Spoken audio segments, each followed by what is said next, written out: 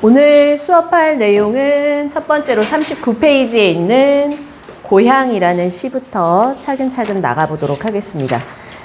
우리가 지금 1930년대를 대표하는 시인들을 계속해서 배우고 있어요. 처음에 가장 대표적인 인물로 배우는 게 이제 사실 윤동주를 먼저 배우진 않지. 만에 한용운, 백석, 윤동주, 이육사, 그리고 정지용. 자, 일단은 우리가 여태 배웠던 시인들, 우리 아직 윤동주랑 이육사 시인 거 안 배웠죠? 하나도 아직 안 배웠지, 그치? 1930년대를 대표하는 시인으로 일바따로 우리가 먼저 배웠던 시인은 정지용 씨였어요. 저번 시간에 우리가 유리창이라는 시를 한 편 배웠어요. 사실 정지용 씨의 다른 대표작은 굉장히 많지만 향수라는 시가 일단 교과서에 가장 많이 실리거든. 근데 우린 일단 다른 걸 배우긴 했어. 자, 정지용이라는 시인의 시적 특질을 혹시 기억하는 사람? 뭐? 절제된 거. 그리고 시어가 굉장히 어떻다? 감각적 시어. 그치? 감각적 시어와 함께 굉장히 어때? 감정이 많이 절제된 언어를 사용한다. 이게 굉장히 중요한 특징이었어. 자, 그 다음 만해 한용운이라는 사람 기억나요? 님의 침묵. 그치? 한용운이라는 사람은 시인이기도 하지만 승려이기도 하고 중이기도 하고 그리고 또 독립운동가이기도 했었어. 그래서 가지는 이 사람의 시적 특질이 뭐였어요? 이 사람은 대부분 이별의 정환을 노래하잖아. 그치? 그때 님 혹은 그대가 누구를 의미해? 다양한 걸 뭐 할 수 있다? 상징할 수 있다. 맞아요? 그렇기 때문에 굉장히 어떤 시어를? 상징적 시어를. 그치? 그리고 대부분 만해 한용운의 시도 이별의 정환을 노래하는 형식으로 뭐 대충 씁시다잉. 이별의 정환을 노래하는 형식으로 어때요? 한의 정서라든지 애상적 정서를 바탕으로 많이 쓰인다는 거. 그리고 여성적 어조인 무슨 체를 좀 많이 쓴다. 시에서. 높임말 쓰는 걸 뭐라고 했어? 경어체 많이 사용한다. 요런 정도.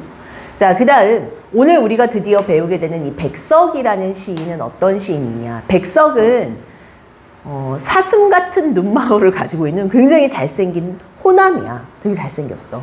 그런데 이 백석이라는 사람의 시들을 보면 아주 옛날 우리 할머니 할아버지 세대들이 살아왔던 어떤 정겨운 시골의 옛 모습들이 떠오르는 느낌을 받게 될 거야.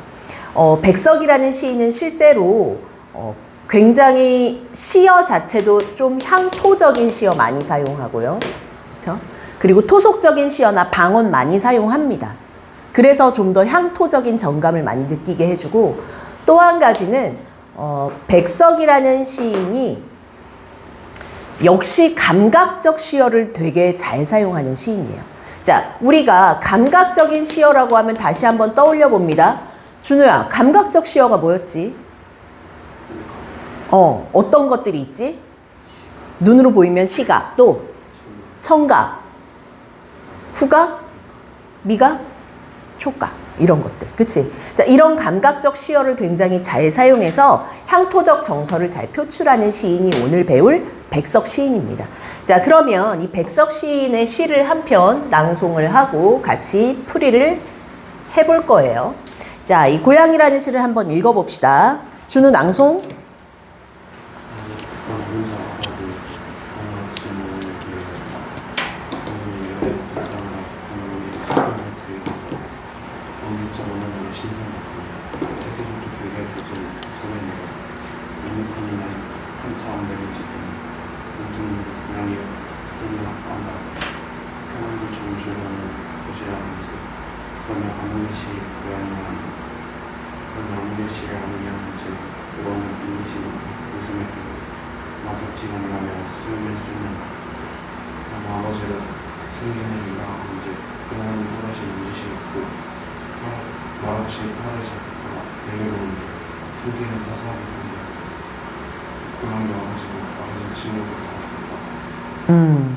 자, 지금 이 시에서 1인칭 화자 혹시 우리 친구들 찾았어요?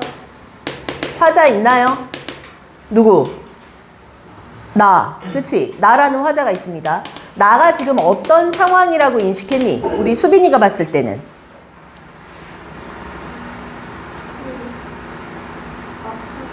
아파서 누워있어. 잘 찾았어. 나는 어디에 있냐? 북관에 혼자 알아누웠다라는 표현이 있을 거야. 그치? 자, 북관이라는 공간은 지금 어떤 곳이냐? 낯선 땅. 그치? 타향살이를 지금 하고 있고요.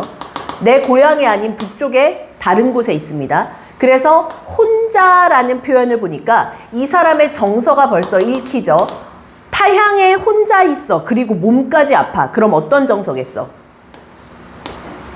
외롭지. 그치? 쓸쓸하지. 그리고 고향에 대한 어떤 정서도 있겠어요?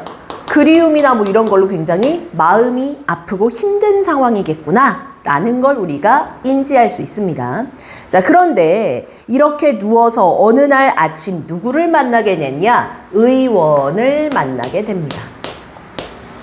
자, 이 의원이 어떤 모습인지 한번 볼게요. 의원은 열애 같은 상을 하고 관공의 수염을 들이우고, 열애가 뭐냐면 부처님이잖아. 그치? 부처님 같은 인자한 얼굴을 하고 관공 같은 수염을 이렇게 하얗게 수염을 쭉 들이우고 모자를 쭈쭉 쓰고 이런 약간 신선 같은 모습이잖아. 그치? 그런데 얘들아, 여기에서 한 가지 표현 방법 한번 떠올려봐. 내가 한 특정한 사람의 얼굴을 그림 그리듯이 막 표현하잖아. 이런 걸 뭐 한다고 해요? 혹시 소설에서 더 많이 나오는 말이지만 외양을 그림 그리듯이 표현하는 걸 뭐라고 해? 묘사한다고 합니다. 구체적으로 외양을 잘 묘사를 했단 말이야. 그런데 이 묘사한 의원의 모습은 현실적입니까? 야, 병원에 갔는데 수염을 이렇게 관공처럼, 관우나 장비처럼 막 들이우고 열애 같은 상을 하고 이렇게 웃어서 아무 뭐 진단도 안 내리고 웃으면서 너의 아버지를 내가 알지 막 이러고 있어. 그럼 되게 이상한 거 아니야? 이거 굉장히 어떤 이미지를 우리한테 전달해 준다? 현실적이기보다는 조금 어떤 느낌이야? 현실에서 벗어난 것 같은. 요새는 현실에서 벗어난 것 같은 이러면 초현실주의 뭐 이런 얘기가 먼저 나오나?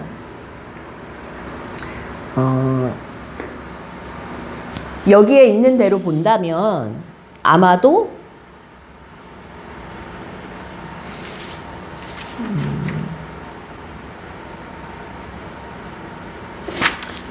그것까지는 안 해줘야 되겠구나.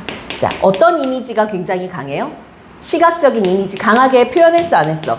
강하게 표현했지. 이게 감각적인 시어의 모습이에요. 그쵸? 자, 그 다음 봅시다.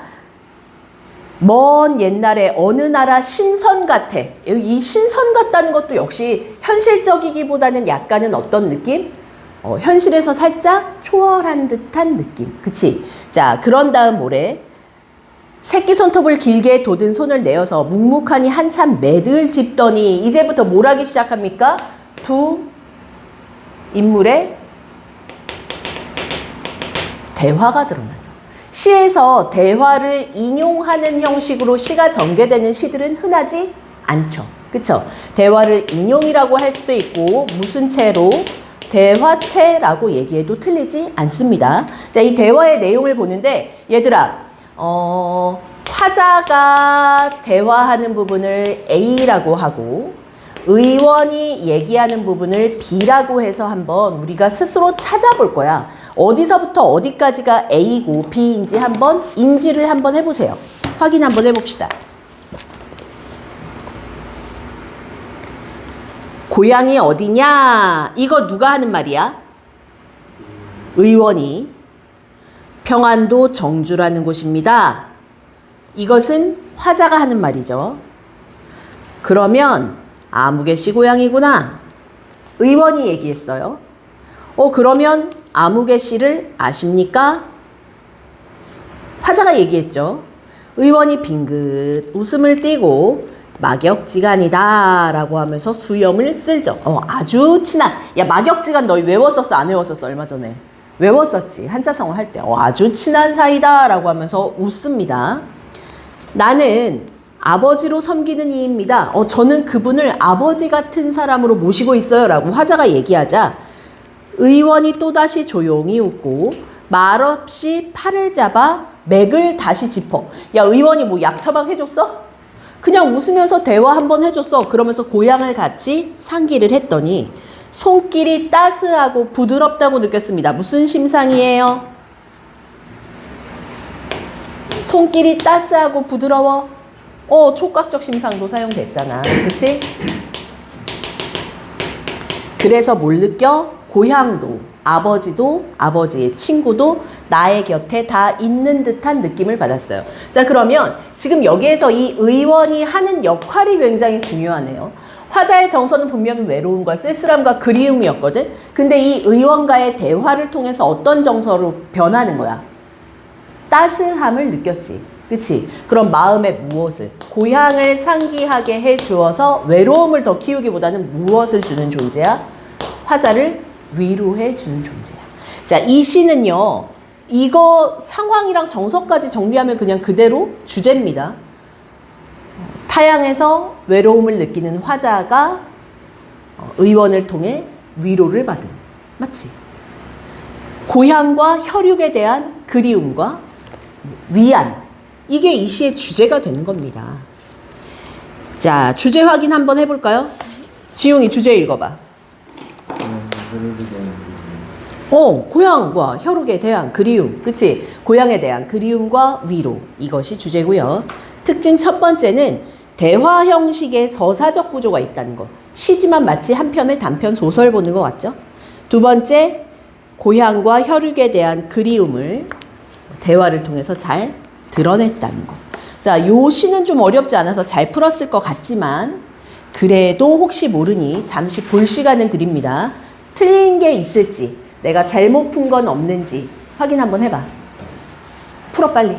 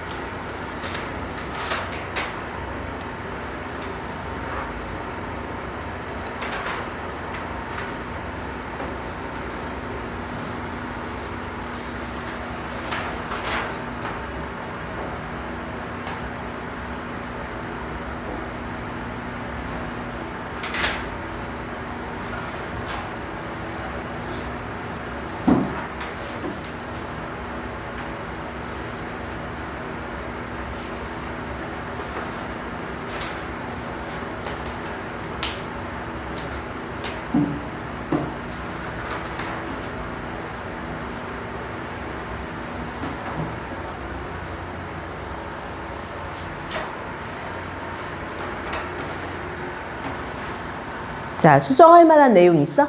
준우는 어때? 고친 거 있어, 없어?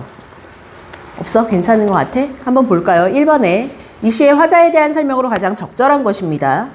일단 1번, 부재나 결핍의 정서 있어, 없어? 있지. 고향에 대한 무엇? 그리움, 가족과 멀리 떨어져 있음. 2번, 이상세계에 대한 동경 있어요? 전혀 없죠. 3번, 유년 시절에 대한 향수보다는 그냥 뭐에 대한? 고향에 대한 향수나 가족에 대한 향수겠지. 그래서 틀리고요. 4번, 운명론적 세계관이라든지 5번, 비판적 현실인식 따위는 나타나지 않습니다. 그래서 답은 1번이고요. 2번에 이 시의 표현상의 특징에 대해서 적절하지 않은 것이 드러났습니다. 자, 일단 2번 봐. 다정다감한 어조, 둘의 대화에 나오죠.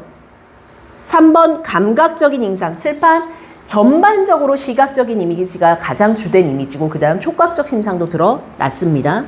4번 대화 형식이다도 맞고 5번 비유적 표현 어디에 나왔었지? 어느 먼 나라의 모처럼 생겼다?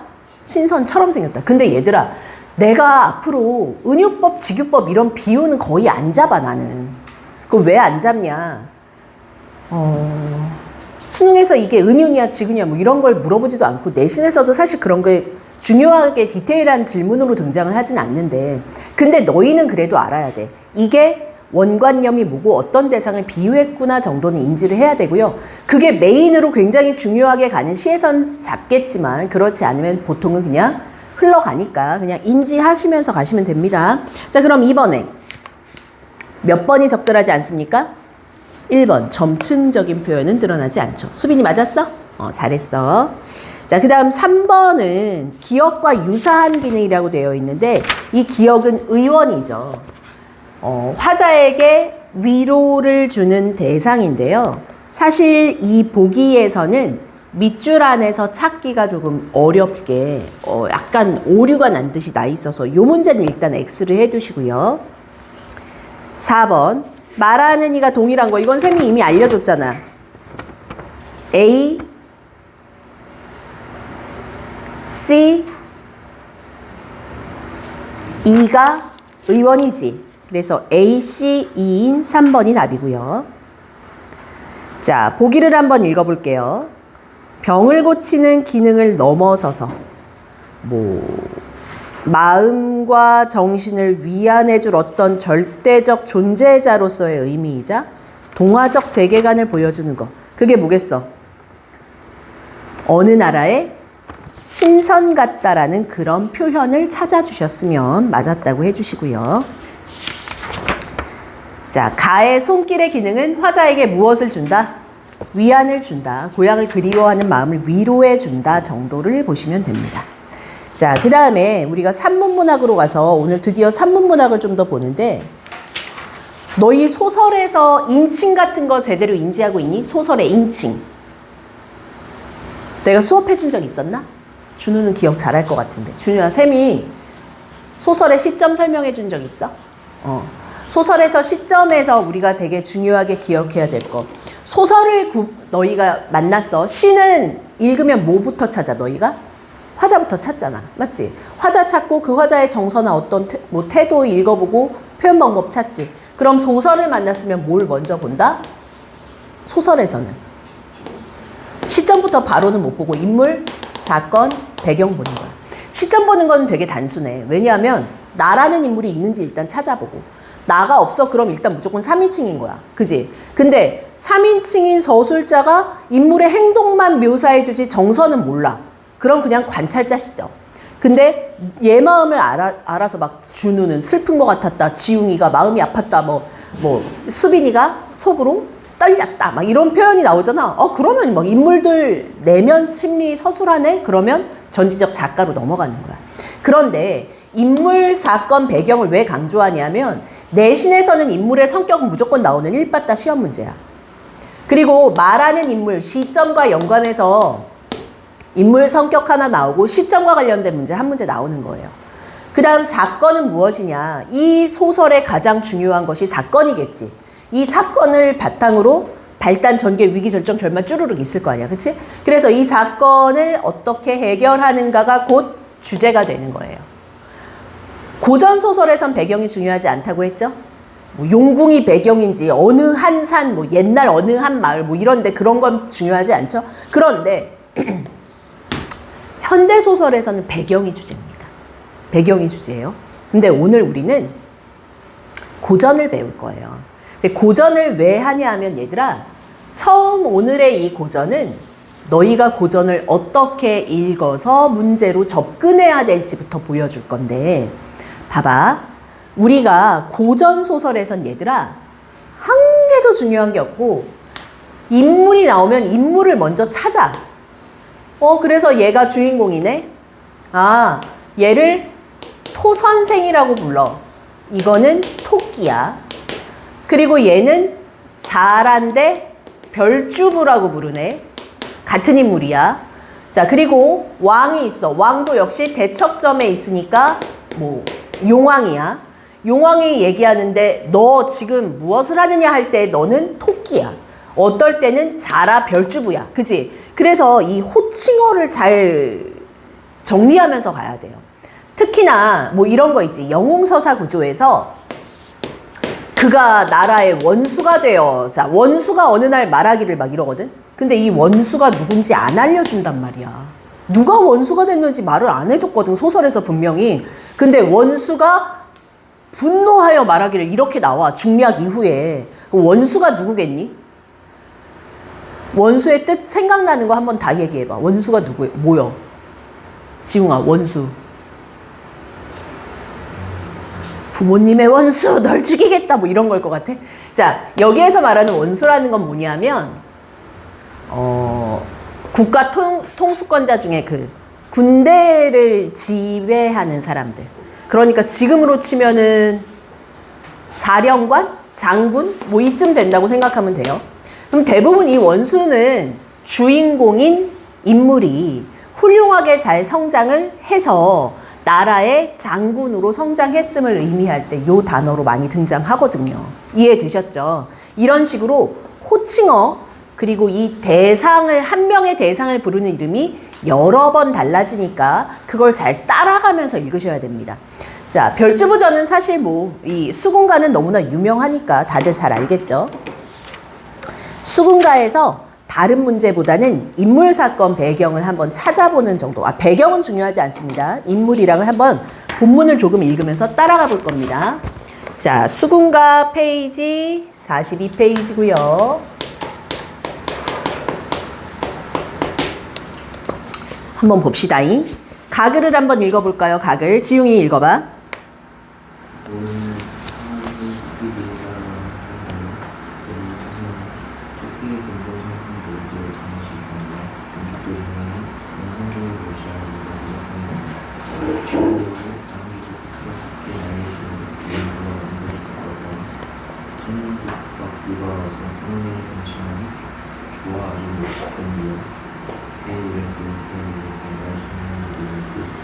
자, 잠시만. 어떤 인물 나왔죠? 토끼 뒤를 따라가며 토생원 하고 불렀지. 근데 토끼의 성격, 인물의 성격 중요하니까 어떤 성격이라고 대놓고 나왔어. 성품이 무겁지? 못하고 약간 경박한가 봐. 몸집도 작으니 맨날 멸시를 당했었는데 너무너무 신나서 어머 나를 이렇게 부른 게 누구야 라고 신났지. 근데 얘들아 여기서 칠판? 뉘랄게 날 부르니 뉘랄게 이러지. 이게 우리나라의 전통적인 운율을 형성하는 구조 중에 하나인 AABA 구조야. 이게 시에서는 정말 자주 등장하거든요. 아니 근데 선생님 소설에서 왜 이렇게까지 운율을 만들죠? 자, 이 글의 제목이 뭐예요? 수궁 가예요. 가가 무슨 뜻이냐? 노래라는 뜻이죠. 그쵸? 그러면 이 소설은 원래 옛 이야기에서 출발을 해서 자, 일반적으로 설화에서 출발을 합니다. 그래서 뭘로 불리냐? 판소리인 노래로 불려요. 이 노래로 불리던 것이 뭘로 다시 한번 정착하냐? 판소리 사설로 정착을 합니다. 이게 바로 수군가와 같은 이 판소리 사설이라고 하면 좀 그렇고, 판소리 사설이라고 하는 게 노래 파트고, 사설체 소설이나 혹은 그냥 우리는 요새 쉽게 고전 소설이라고 부르죠. 자, 그럼 보세요. 설화는 혀설자입니다. 입에서 입으로 구전되던 옛날 얘기였던 거야. 그런 얘기들 중에서 좀 유명하고 재미있고 이런 부분이 짜집기가 되면서 이야기로 구전되는 것들이 노래로 불리기 시작하는 게 판소리 사설입니다. 여기가 바로 뭐냐? 우리가 알고 있는 그때 춘향이가 뒤를 돌아보는디 이러면서 혼자 한 사람이 막 노래 부르고 하잖아. 그게 시연되는 게 이거야. 자, 근데 그게 한번 글로 정착하는 게 고전소설인 판소리 사설체 소설이 되는 겁니다. 그럼 이런 판소리들은 당연히 운율감이 있겠니 없겠니? 굉장히 강하죠. 이 판소리나 판소리 사설체 소설에서 너희가 기억해야 될 것은 운율감이 굉장히 중시된다는 거. 그래서 반복이 많다는 거. 대부분 몇 음보로도 많이 끊겨 사음보로 끊기는 장면들 많다는 거. 이게 굉장히 중요한 특징이고요. 칠판 한번 보세요. 너희가 그래도 판소리 처음으로 만났으니까 판소리에 대한 설명 조금은 하고 넘어갈게. 자, 판소리는 대부분 입에서 입으로 못했다는 게 제일 중요한 특징일까요? 구비전승된다는 것이 특징입니다. 누가 주되게 이 노래를 향유하고 즐거워했겠어? 서민들이. 그치? 그래서 일반 서민들의 노래, 백성들의 노래였어요. 그러다가 보니까 너무 심각하고 무거우면 안 되겠지. 시장을 지나가면서 이렇게 듣다가 재밌으면 동전 하나씩 내면서 아이코 막 이러면서 막 즐겁게 즐겨야 되는 노래란 말이야. 그렇기 때문에 모든 판소리에 담겨있는 제일 중요한 키워드 중에 하나는 무엇을? 웃음을 유발한다. 그걸 우리는 무슨 특질이라고 해? 우리 문학의 특질 중에 하나야? 그렇지. 해학적 특질이라고 합니다. 자, 이 해학적 특질을 가지고 있다는 거 굉장히 중요하고요.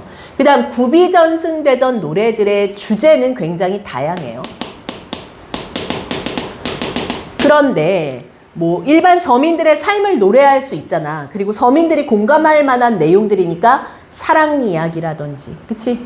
아버지와 자식 간의 뭐 부모 간의 이야기라든지 뭐 다양한 얘기가 담길 수 있지만 중요한 것은 그 주제 안에서도 서민들이 현실을 비판하고 싶겠지, 그치? 근데 대놓고 막 심각하게 비판할 순 없지. 그래서 웃음을 유발하면서 살짝 어떻게 해? 돌려가기를 한단 말이야. 그렇기 때문에 가지는 또 한 가지의 굉장히 중요한 특질 중에 하나는 뭐냐? 해학과 함께 풍자가 같이 가는 겁니다. 돌려가기가 숨어 있구나. 비판적인 것을 웃음으로 해학적으로 풀어내는구나. 이게 판소리의 중요한 특질. 당연히 그리고 노래였으니까 뭐가 있다. 운율이 굉장히 강합니다. 운율은 어떻게 형성하냐? 반복. 그죠? 그 다음에 대부분 판소리는 뭐 몇 음보라고 꼭 끊어 말하진 않지만 4음보로 끊어지는 경우 좀 많고요. 아까처럼 AA, BA 구조 같은 거 있잖아. 이런 반복적 구조는 운율을 형성하는 굉장히 좋은 방법 중에 하나입니다. 자, 그럼 판소리에서 이제 토끼전 파트를 조금 봅니다. 자, 본문으로 한번 들어가 봅니다. 별주부가 의뭉하여, 아까 개니랄게 그 밑에서부터 읽습니다. 별주부가 의뭉하여 토끼의 동정을 보자 긴 목을 움뜨리고 가만히 엎드렸더니 토끼가 주부보고 매우 의심을 하여. 자, 누가 등장했어요? 별주부가 등장을 했고요. 토끼가 처음에는 얘를 보고 뭘 느끼냐? 의심을 했습니다. 이것이 무엇인고? 쇠똥이 말랐는가? 이 산 중에 무슨 속 깨어진 부둥감이 어찌 저리 묘하게 깨져? 아이고, 이거 큰일 났다. 사냥했던 총장이가 지름승 끌러놓고 똥 누러 갔나 보다. 바삐바삐 도망하자 이러지. 자, 저기 지금 이 별주부가 거북이잖아. 얘가 목을 이렇게 숨기고 가만히 엎드려 있으니까 이 등껍질을 보고 토끼가 하는 말을 보니까 어디에 비유했습니까? 비유한 대상 혹시 찾을 수 있으면 찾아보세요. 별주부를 보고 뭐가 말랐는가? 소똥이 말라서 땅에 붙어 있는 것인가? 아니면 솥 깨어진 부둥감이라고 했지. 솥이 깨져서 일부분이 여기에 떨어져 나왔나? 뭐 저렇게 생겼어? 이러더니 지름승을 끌러놓고, 짐승 같은 거 있지. 그런 걸 뭐를 끌러놓고 똥 누러 갔나 보다. 야, 무섭다. 이거 이상한 놈이다, 저 새끼. 빨리 도망가자 하고 도망가는 장면이야. 봐봐. 얘들아, 이런 게 바로 이 작품의 뭐야? 대학적 특질이 드러나는 장면인 거야. 웃음 유발하잖아요. 그쵸? 아장아장 돌아오며 별주부를 바라보니 아까 없던 목줄기가 돌담 틈에 뱀처럼 슬금슬금 나와 의심나고 겁이 나서 멀찍이 보면서 화를 버럭 내죠. 내가 이 산 중에 생어사, 장어사, 유어사, 노어사 해서 몇 년이 지났건만. 자, 얘들아, 지금 토끼는 칠판 겁먹었지. 쫄았어. 근데 오히려 별주부한테 큰 소리 치면서 야, 내가 뭐도 하고 내가 이 산 중에서 몇 년을 지냈었는데 내가 너 보고 쫄 것 같아 이러면서 큰 소리 치는 장면이야. 이런 걸 한자성어로 뭐라고 해? 너희 외웠었어, 얼마 전에. 겁이 나고 두려운데 도리어 큰 소리 치는 거. 한자성어 외웠어. 힌트?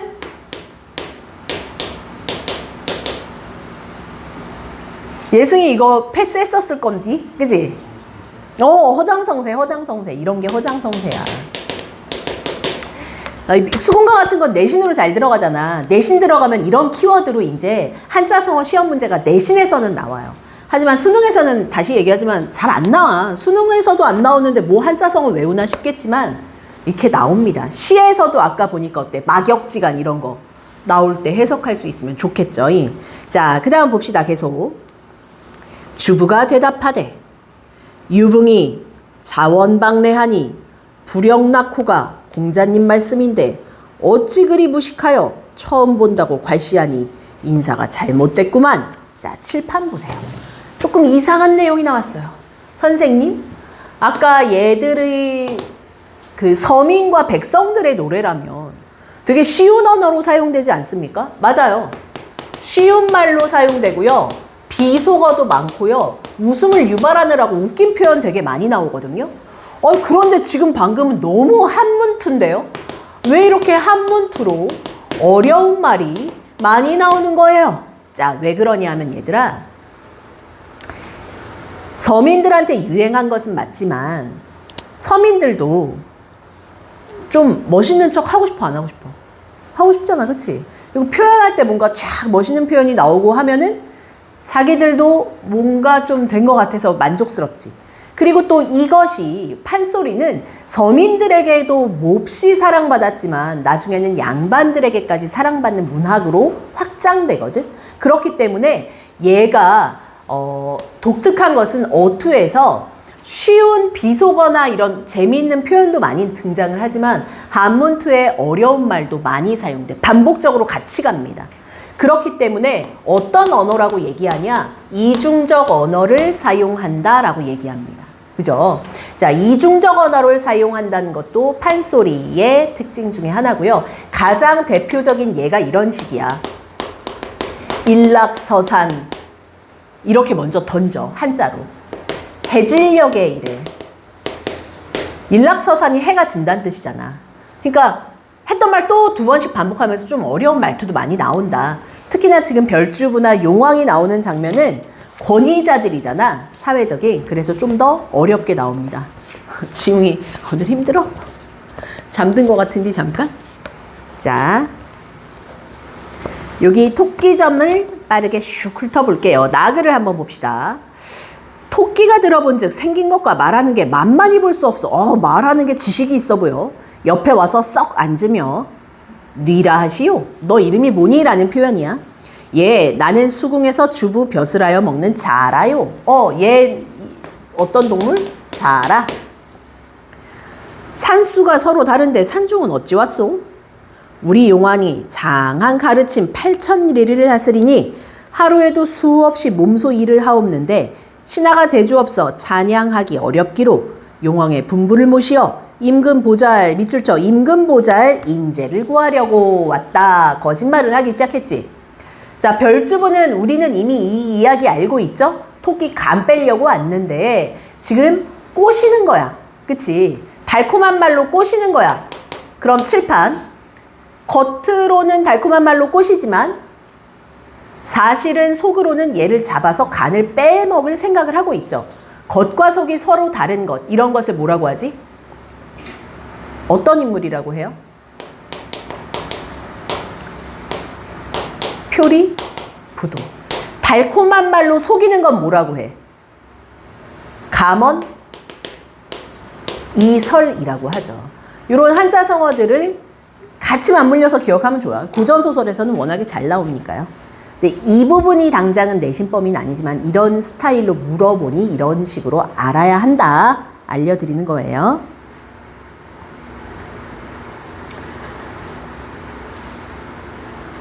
자, 그러면서 토끼를 엄청 극진하게 얘기하죠. 자라를 다 보아도 임금 보필할 인물은 곰도 아니요, 범도 아니요, 선생 하나뿐입니다. 달콤한 말로 막 꼬시지. 야, 아무리 멋진 동물 다 필요 없고 네가 최고야 라고 칭찬을 하면서 바라건대 선생은 나를 따라서 갑시다 라고 꼬셨죠. 다글을 봅니다. 다글 한번 읽어볼게요. 예승이 한번 읽어보자.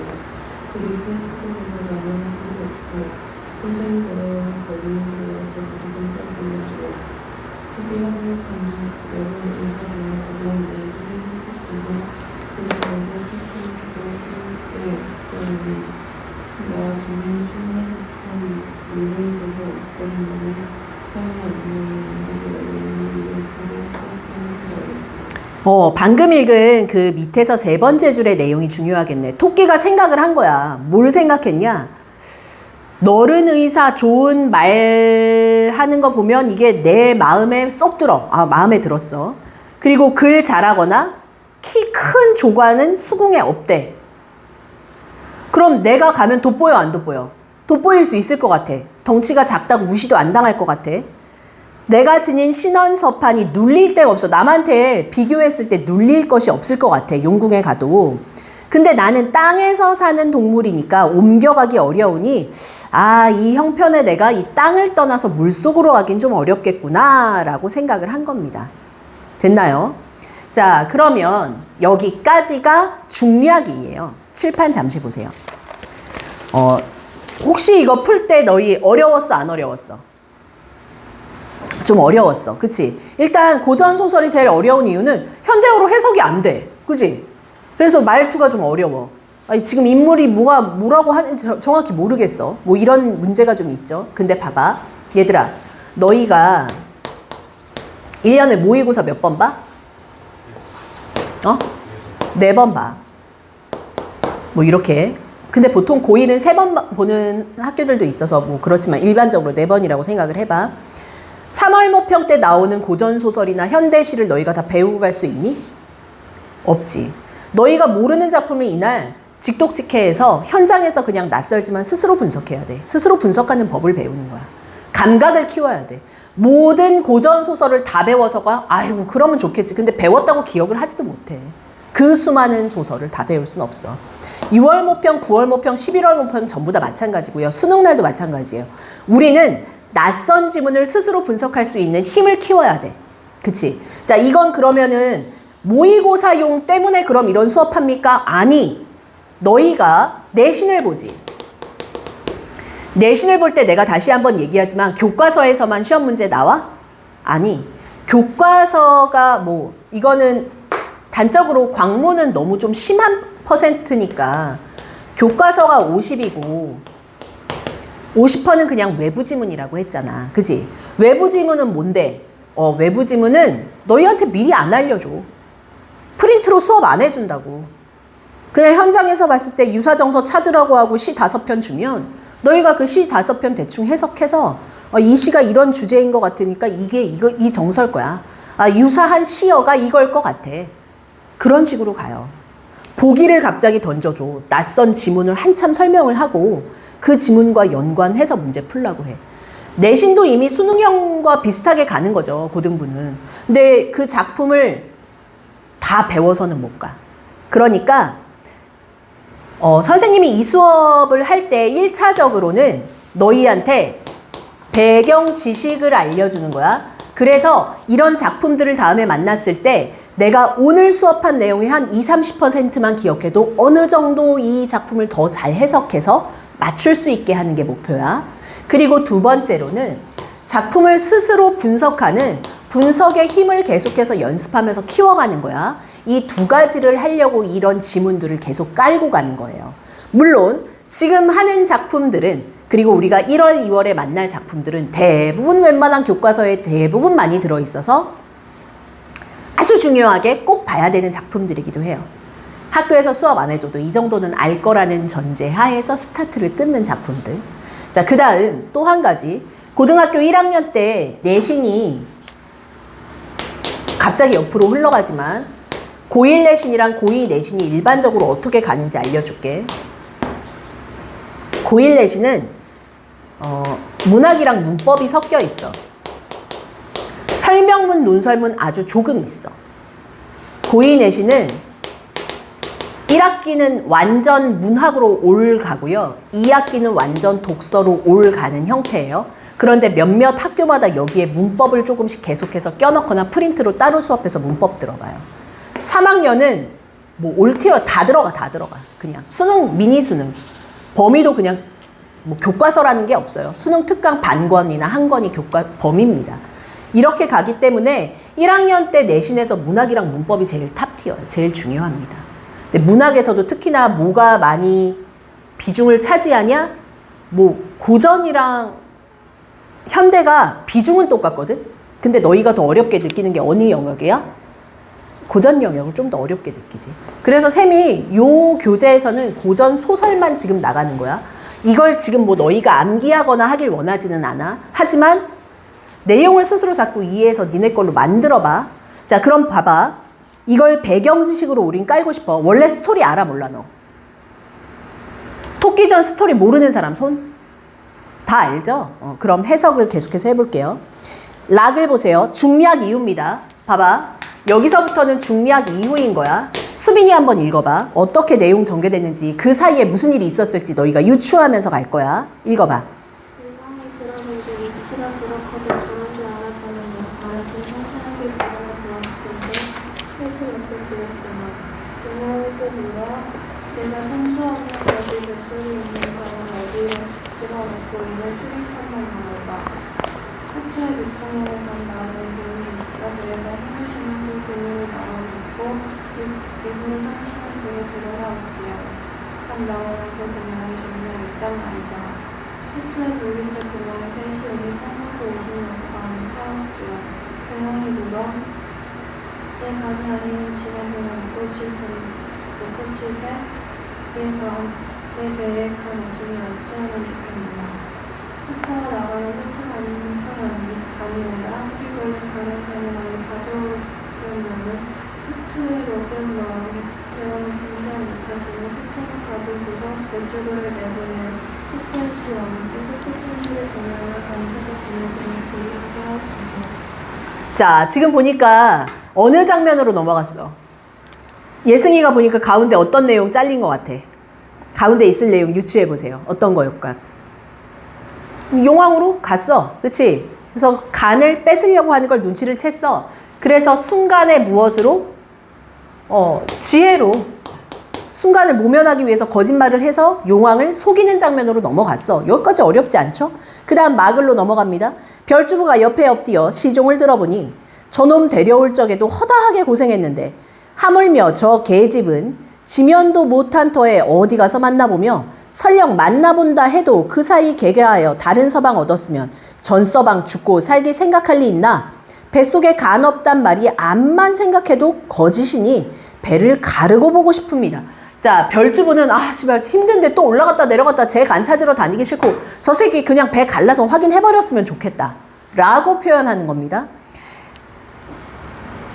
용왕 앞에 말하되 토끼간 출입한단 말이 사기에도 없고 이치에도 부당하니 배를 갈라서 간이 없으면 신이 양계 또 나가서 다른 토끼를 잡아올 테니 배를 갈라보십시오. 토끼가 들어보니 아이고 딱 죽겠구나. 주부가 말 못하게 먹어야 쓰겠거든 주부를 돌아보며 아까 네 말씀을 용왕전에 하자 하되 말리 동고정이 있어 개구치 맞았더니 내 놈에 하는 거 보니까 갈수록 방정 맞구나. 토끼가 별주부 꾸짖는 장면.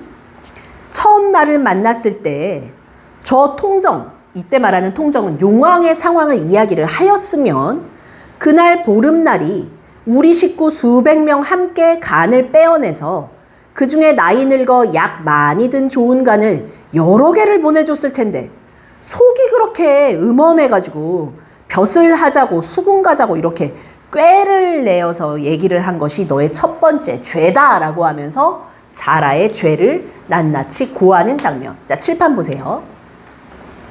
자, 그러면 얘들아 뭐 이 장면의 결말까지 안 보고 이제 답 맞추러 갈 건데 가기 전에 요거 한번 봅시다. 이 작품에서 토끼가 상징하는 것은 누구다? 토끼가 상징하는 바는 뭐겠어? 현실 세계로 생각해봐. 힘없는 누구예요? 그치, 힘없는 약자인 백성들이야. 수탈당하는 대상들입니다. 그쵸? 간을 뺏길 지경에 이르르죠. 그리고 왕은 어떤 인물이에요? 수탈자인 권력자겠죠. 그래서 이 왕을 비판하고 싶어. 비판을 근데 대놓고는 못하니까 이런 동물 이야기로 돌려가기 하는 거야. 그러면 동물을 의인화해서 이야기하는 소설의 갈래를 뭐라고 합니까? 우화라고 합니다. 너희가 이솝 우화 많이 들었잖아. 우화적 표현 혹은 우의적 표현이라고 합니다. 전부 다 맞는 얘기고요. 별주부가 상징하는 것은 토끼를 속였기 때문에 수탈자로서 부정적인 면도 있지만 한편으로는 왕에게 충을 다하는 충신을 상징하기도 합니다. 요 정도 내용을 가지고 너희가 풀어온 문제를 한번 스스로 살짝 점검해봐. 알겠지? 자, 점검하고 답을 다시 맞춰보는 시간 갖겠습니다.